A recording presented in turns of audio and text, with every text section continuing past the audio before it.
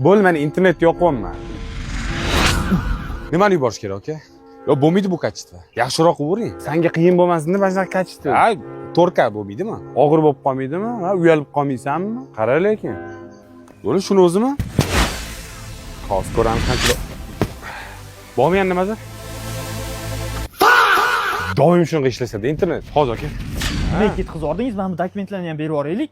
Va vohirroq harakat qilmaydi. Mana bola ketib qoldi endi. Nima qilamiz? Nima ekan aka? San nimasan? Oddiy internet.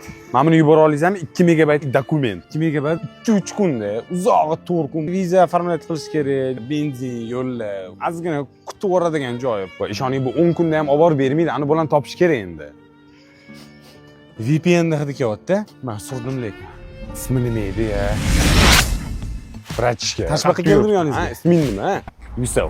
O'zbekistondagi eng tezkor mobil tarmoq 5G orqali ijtimoiy tarmoqlardan qochishlarsiz foydalaning. Tezlik esa 1 gigabayt. Atmenni bosib o'rdinglarmi?